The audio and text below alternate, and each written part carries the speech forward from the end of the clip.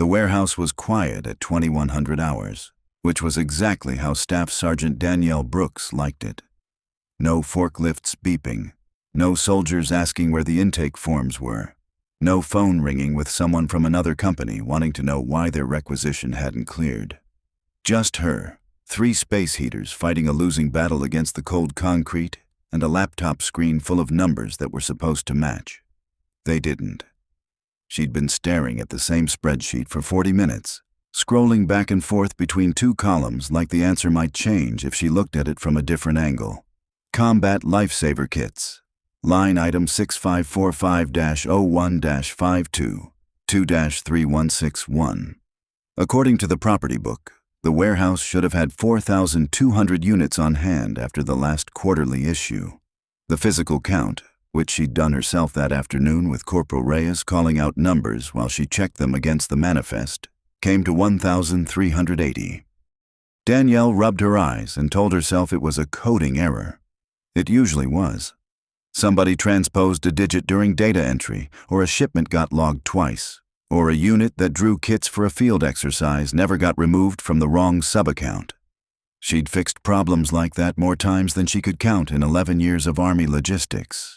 It was tedious work, invisible work, the kind of work nobody thanked you for unless it went wrong. She reran the count. Not just a recheck of her math. She went back to the source documents, issue vouchers, turn-in receipts, disposal certificates for expired or damaged kits. She built the reconciliation from scratch, this time going back 18 months instead of 1 quarter, because if it was a clerical error, it would show up somewhere in that trail and she could close it out and go home. It didn't show up. It got worse. By the time she pulled records back 3 years, as far as the digital archive would let her go without requesting older files from the records holding area, the discrepancy wasn't in the hundreds anymore. It was somewhere north of 6,000 kits, unaccounted for, spread across dozens of transactions that each looked, on their own, completely unremarkable. A turn-in here, a destruction report there, nothing that jumped out. It was only when she laid them end to end that the pattern took shape, like a photograph developing in a tray of chemicals she hadn't asked to look at. She sat back in her chair. The space heater ticked. Somewhere down the row of shelving, a fluorescent light buzzed with the particular hum of a bulb that was about to die. 6,000 combat lifesaver kits, tourniquets, hemostatic gauze, chest seals, decompression needles, the things a medic or a buddy reached for in the first 90 seconds after a soldier went down, before a real medevac could get there. The kind of gear that didn't matter until the one day it mattered more than anything else in the world. And on paper, over 3 years, thousands of them had simply stopped existing. Danielle had been the senior enlisted logistician at this warehouse for 14 months. She hadn't built this problem, but she was the one who'd found it. At 2100 hours on a Tuesday, alone. And now she had to decide what that meant. She thought about calling her husband, ex-husband, she corrected herself, still not used to the word 2 years later, just to have someone to say it out loud to. She thought better of it. Marcus would ask the practical questions, the same ones already circling in her own head. Are you sure it's not a system error? Are you sure this is your problem to fix? Are you sure you want this on your desk right before your promotion board? She was sure about exactly one thing. The numbers weren't lying. People might be. The numbers weren't. She printed the reconciliation. 12 pages, 3 years of transactions, a highlighted trail of kits that had been issued, or destroyed, or transferred, according to paperwork that increasingly looked less like carelessness and more like something built on purpose. She stapled the pages together, twice, out of a nervous habit she'd had since she was a private and didn't trust anything that wasn't backed up 2 different ways. Then she sat there a while longer, in the buzzing fluorescent light, looking at the number at the bottom of the last page. 6,140. Not a guess, not an estimate. A count, verified twice, against records that were supposed to be the Army's version of the truth. Danielle had joined the Army at 21 because she wanted a job where the work mattered even when nobody was watching. 11 years in, she still believed that, mostly. She believed it enough that when she finally shut the laptop and gathered the pages into a folder, she didn't put the folder in the burn bag or the shred bin. She put it in her own bag, the one she carried home, and she zipped it shut like something worth protecting. Tomorrow she'd take it to her supply officer. Tonight, she just wanted to sit with the number a little longer and try to understand what it meant that something meant to save lives had gone missing for 3 years, and nobody above her had noticed. Or nobody had wanted to. Captain Lisa Odom's office smelled like burnt coffee and the particular staleness of a window that hadn't been opened since spring. Danielle had requested 15 minutes on her calendar for 0800, which in Army time meant she was sitting in the folding chair across from the captain's desk by 0755, folder in her lap, going over the numbers in her head one more time, even though she already knew them cold. Odom was the battalion supply officer, 6 years commissioned, sharp enough with regulations but new to this particular command. She'd taken over the position 8 months ago, which put her arrival well after most of the discrepancy Danielle had traced. That mattered. Danielle had thought about it on the drive in. Odom wasn't the problem. Odom was, potentially, the person who could help her find it. Staff Sergeant Brooks, you said this was about the audit. Odom didn't look up from her monitor right away, still typing the end of some other email. Yes, ma'am. Danielle set the folder on the desk and opened it to the summary page. I found a discrepancy in the combat lifesaver kit inventory. It's significant. That got Odom's attention.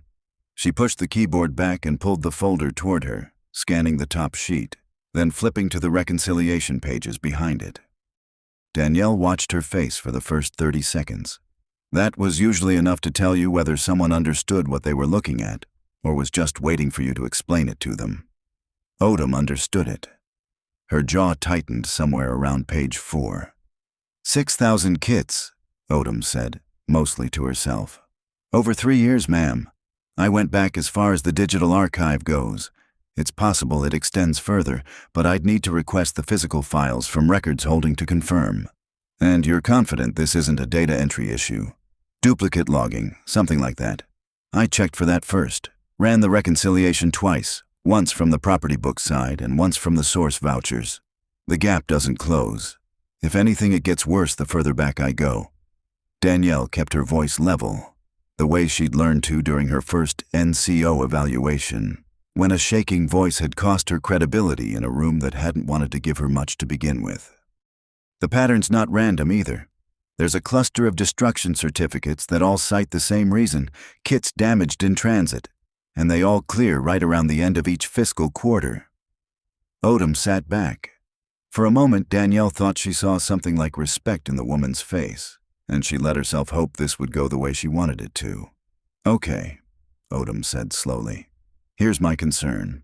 If we push this up the chain as a 6,000-unit loss, that's not an audit finding anymore. That's a reportable fraud investigation. It pulls in CID, it pulls in the IG, and it puts a black mark on this command's books for a discrepancy that happened, by your own numbers, mostly before either of us got here. I understand that, ma'am. Do you? Odom leaned forward. Because what happens next is your name goes on this as the one who found it, which is good for you professionally. But it also means every soldier and officer who touched this warehouse in the last 3 years gets looked at, including people who are up for command themselves right now. That's not a small thing to set in motion over what might still turn out to be a records problem. Danielle had expected pushback. She hadn't expected it to sound so reasonable. With respect, ma'am, I don't think might still turn out to be a records problem fits what I found. 6,000 kits at roughly $110 a unit isn't rounding error. That's over $600,000 in medical equipment that soldiers may have gone into the field without. Odom was quiet for a moment. When she spoke again, her tone had shifted, gone softer, more careful. The tone of someone choosing words meant to land gently. There's another way to handle this, Sergeant Brooks. You reconcile the property book to reflect what's physically on hand now. Going forward, everything's accurate. You note the historical variance as a legacy accounting issue tied to the previous supply sergeant's tenure, and we close the books clean at the next audit. Nobody's saying the kits didn't matter. I'm saying chasing 3 years of paperwork to find out who signed what isn't going to bring any of it back, and it's going to cost a lot of people a lot of trouble for a problem that predates most of us." Danielle sat with that for a second longer than she meant to. Clean up the numbers. She'd heard variations of that phrase before, in smaller versions, over 11 years. A company that fudged a weapons count by 1 to avoid a range delay. A motor pool that backdated a maintenance form so a vehicle wouldn't show as deadlined during an inspection. Small things. Things people told themselves didn't really count. 6,000 medical kits didn't feel like a small thing. "Ma'am, I'd like some time to think about how to write this up," Danielle said, which wasn't a no. And they both knew it wasn't a yes either. Odom studied her for a moment, then nodded, like she'd expected exactly this answer and had already decided not to push harder yet. "Take the week. Just remember your board's in 6 weeks, Sergeant Brooks. You've got a strong package. I'd hate to see this turn into something that follows you instead of something that gets you promoted for catching it." It wasn't a threat. Danielle was almost sure it wasn't a threat, but she felt the shape of one underneath it anyway. The way you could feel a stair was missing in the dark before your foot ever found the gap. She thought about her son, Malik, 8 years old, waiting for her at her mother's after school because her shift ran long more nights than not. She thought about the rent on the 2-bedroom off-post, the promotion that would finally make that math easier. She thought about how easy it would be to write 3 sentences that made a 3-year-old problem into someone else's legacy issue, sign her name, and never think about it again. She thought about a 19-year-old private somewhere overseas reaching for a chest seal that wasn't in the aid bag because the paperwork said it was. "I'll have something for you by Friday, ma'am," Danielle said, and picked her folder back up off the desk. The original, not a copy. She'd make copies tonight, at home, on her own printer. 2 sets, one for whatever she decided to hand up the chain, one for herself, in case the first version ever went missing too. Corporal Reyes was 24 years old, sharp with a spreadsheet, and completely unbothered by the idea of spending her lunch break in the records annex instead of the dining facility. Danielle had picked her for exactly that reason. Reyes had been the one calling out numbers during the physical count 2 weeks earlier, and she was also the only other person in the section who seemed to actually care whether the property book told the truth. "You want to pull 3 years of contractor delivery slips," Reyes said, not quite a question, on Wednesday afternoon when Danielle laid out what she needed. "During duty hours, that's going to get noticed. Then we do it during lunch, and we don't tell anyone what we're looking for, just that I'm doing a deep dive audit for the promotion board packet." It wasn't entirely a lie. Danielle had learned a long time ago that the best cover stories were the ones that were half true. They started with the contractor. Every combat lifesaver kit that came through the warehouse arrived through one of 3 approved vendors, but one name kept surfacing across the discrepancy: Meridian Tactical Supply, a mid-sized outfit that had held the primary contract for the last 4 years running. Their delivery documentation was, on its face, exemplary. Every shipment matched its purchase order. Every count was signed off clean. That was what bothered Danielle. Real logistics paperwork had friction in it. A shipment short 2 units because of a packaging error. A delivery date that slipped by 3 days. A form with a crossed-out number and an initial next to the correction. Meridian's paperwork had none of that. It was too clean, the way a floor was too clean right after someone had gone over it specifically to make sure you wouldn't notice what used to be there. "Look at this," Reyes said Thursday, sliding a folder across the table in the records annex. She'd cross-referenced destruction certificates against the Maintenance and Safety Office's actual disposal logs, the physical record of what got hauled to the incinerator or the hazmat contractor for destruction. These 4 certificates say kits were destroyed due to water damage after a supply convoy incident. Same incident, cited 4 separate times over 2 years. Danielle pulled the folder toward her. The same storm, the same convoy, the same 1,100 units.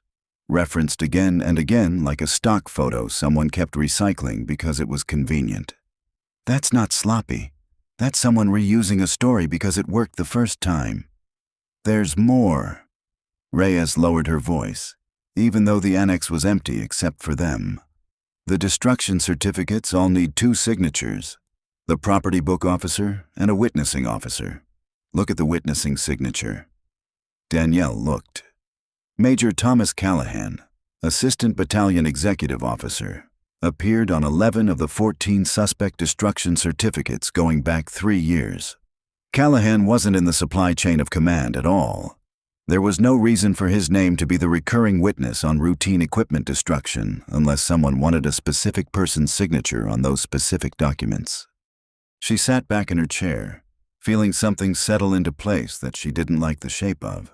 This wasn't a records problem. This wasn't even simple theft, a soldier walking out with gear to sell on the side. This was organized, patient, and it involved rank. Sergeant Brooks. Reyes's voice had lost its earlier confidence. Should we still be doing this? You don't have to be, Danielle said, and meant it. I can pull the rest myself. Reyes hesitated, then shook her head. No, I want to know how far it goes. They kept working through Thursday and into Friday morning, and the picture kept sharpening instead of blurring, which was the opposite of what Danielle had half hoped would happen. She'd wanted an innocent explanation to surface, a system migration years back that duplicated some records, a well-meaning first sergeant who'd fudged numbers once to avoid a bad inspection, and then it snowballed. Instead, she found a pattern with edges too straight to be an accident. Friday afternoon, Master Sergeant Dale Whitfield stopped by her desk. Whitfield had been in the battalion longer than anyone, well-liked, the kind of senior NCO junior soldiers went to when they had a problem they didn't want to bring to an officer. He leaned against the edge of her cubicle wall, arms crossed, tone friendly in the specific way that made the words underneath it land harder. Heard you've been spending a lot of time in the records annex this week. Working the audit findings for Captain Odom, Master Sergeant. That's what I heard. Whitfield's smile didn't move much. Look, Brooks, I've been around this command a long time. Longer than Odom, longer than most of the officers currently sitting in that headquarters building. Sometimes when you dig into old paperwork, you find things that made sense at the time and don't make sense anymore looking back at them. Doesn't mean anybody did anything wrong. Just means the Army's messy sometimes. I appreciate that, Master Sergeant. You've got a board coming up. Good package, from what I hear. I'd hate for you to spend your last few weeks before it chasing something that's above your pay grade to fix, instead of getting your packet squared away. He pushed off the cubicle wall, still smiling, still friendly. Just something to think about.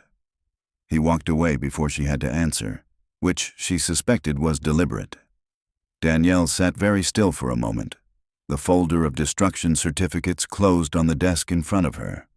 Nobody had said her name and Major Callahan's in the same sentence. Nobody had confirmed anything at all.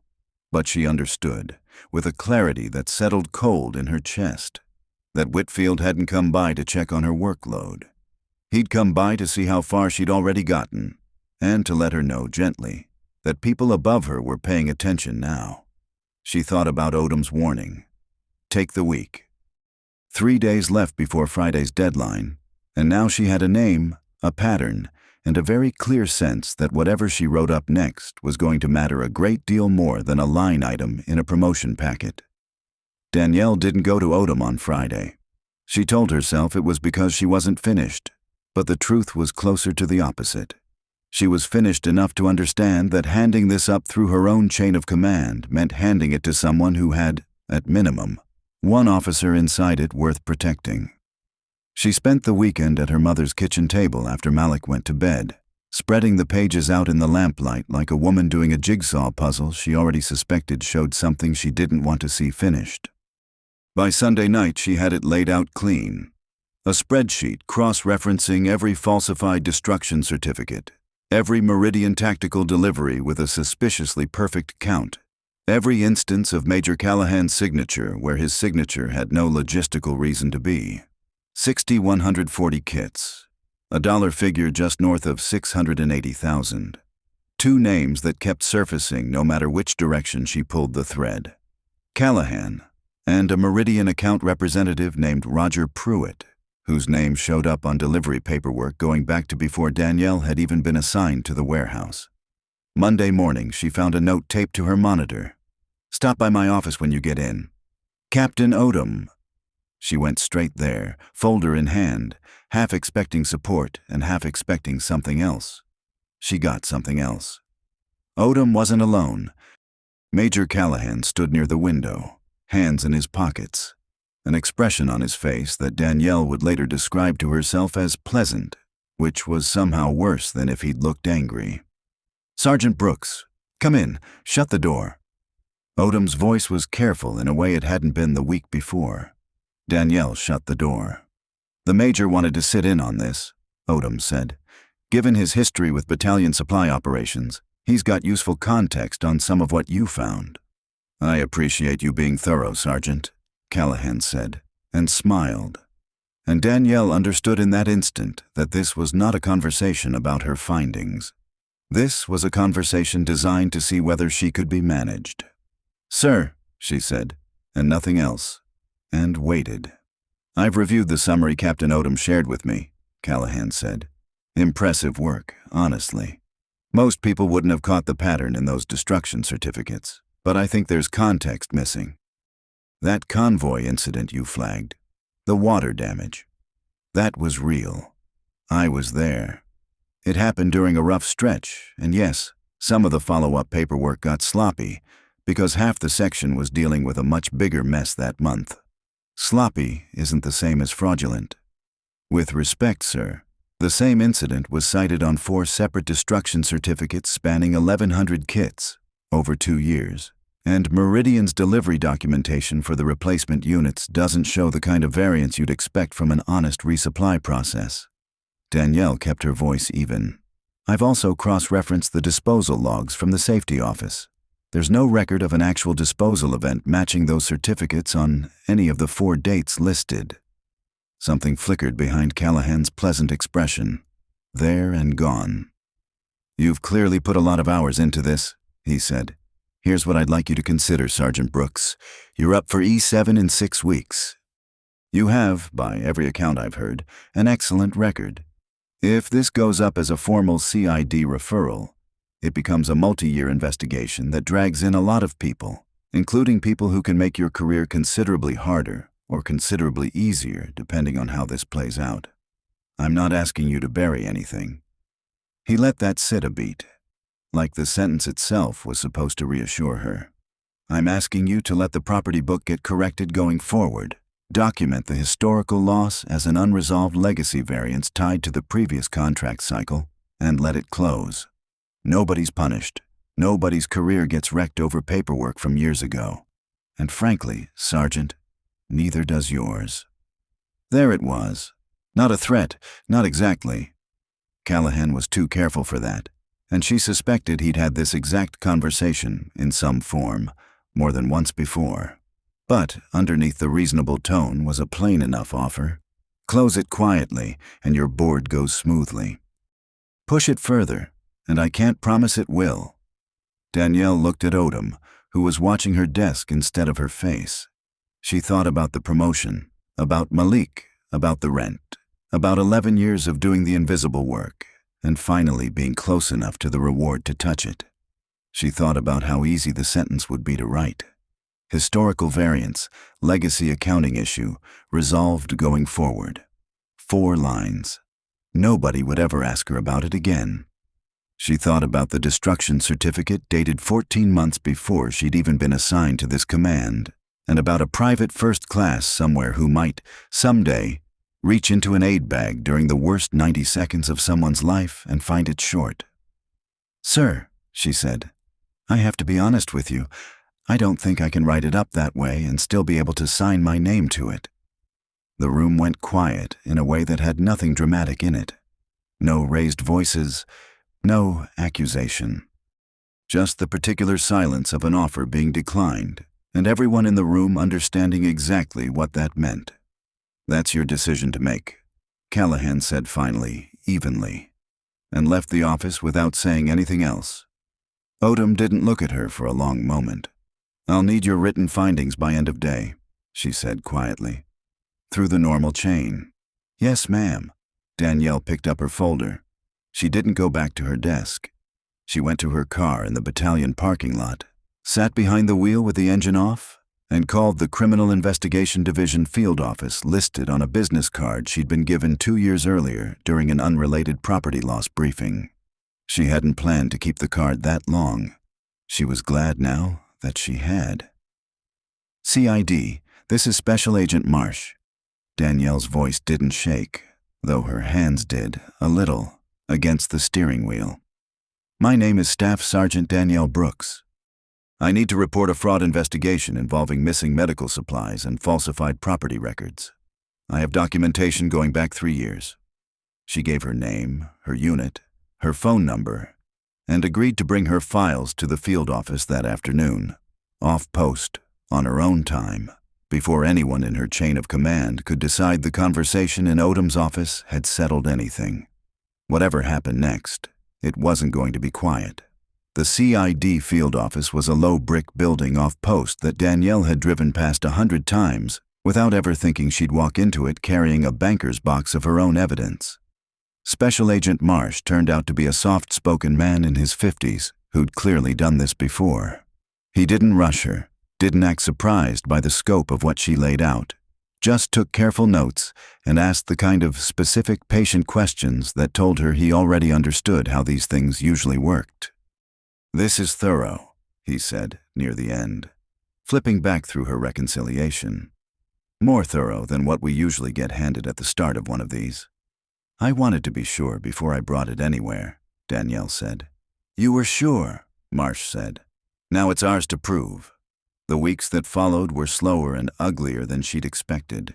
CID opened a formal investigation, which meant interviews, not just of Callahan and the Meridian representative, Pruitt, but of nearly everyone who'd worked in or around the warehouse over the past 3 years, Danielle included.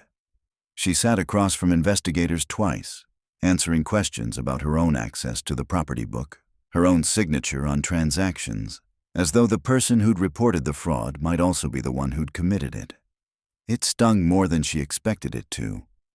Reyes got pulled in too, and for a few tense days neither of them was sure whether helping had been the right call for her career, even if it had clearly been the right call, period. Word moved through the battalion the way it always did. Sideways, in fragments, distorted by the time it reached the motor pool or the dining facility. By the second week, Danielle noticed conversation stopping when she walked into a break room. Master Sergeant Whitfield stopped speaking to her almost entirely, which told her more than any rumor could have. A couple of soldiers she'd considered friendly acquaintances grew careful and distant, unwilling to be seen standing too long near the sergeant who'd started an investigation that was now touching people they liked. You did the right thing, Reyes told her one afternoon, the two of them eating lunch alone in the annex because it had become, without either of them planning it, the only place that still felt neutral. Doesn't feel like it today. But you did. I know, Danielle said, and mostly believed it. It took 4 months for the investigation to reach its conclusions, longer than Danielle expected, faster than Marsh had warned her it might take. Major Callahan was relieved of his duties pending court-martial proceedings, charged with conspiracy and dereliction related to the falsified destruction certificates. Roger Pruitt was indicted separately, and Meridian Tactical Supply lost its Army contract entirely once investigators traced the pattern. Kits requisitioned and paid for at full price, then diverted and resold through a secondary buyer, with the falsified paperwork covering the gap and Callahan's signature lending the destruction certificates the appearance of legitimate authority. The final accounting, once CID and Army audit teams finished their work, came to just over 6,200 kits diverted across 3.5 years, worth nearly $700,000.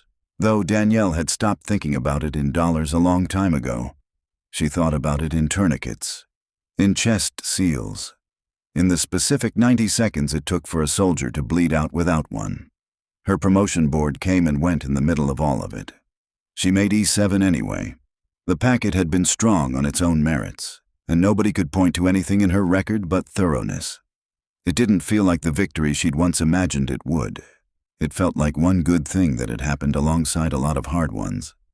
6 months after her first phone call to Marsh, the battalion implemented new procurement and audit procedures, drafted in part using Danielle's original reconciliation as a template. Dual signature requirements on all destruction certificates, quarterly third-party verification for high-value medical supply lines, a direct reporting channel to CID for property discrepancies that bypassed the standard supply chain of command entirely. Nobody called it the Brooks Protocol, not officially, but Reyes started calling it that anyway, half joking, and it stuck around the section longer than either of them expected. Whitfield retired that spring, quietly, before the new procedures fully took effect. He and Danielle never spoke about that Friday afternoon by her cubicle again. On a slow evening not long after the new procedures went into effect, Danielle found herself back in the warehouse at 2100 hours, running a reconciliation that, for the first time in a long while, balanced clean on the first pass. She sat with that for a moment. The quiet, the space heaters still losing their fight against the cold, the number at the bottom of the page finally matching the number it was supposed to. She thought about the version of herself who'd almost signed 4 easy sentences and gone home. She didn't regret the harder road, even now, even with what it had cost her in Friday conversations and hallway silences. Some jobs mattered even when nobody was watching. She still believed that. She just learned this time exactly how much it could cost to prove it. And now, dear viewers, thank you for staying with Sergeant Brooks all the way to the end of her story. If it moved you, take a moment to like this video and subscribe so you don't miss the next one. See you soon.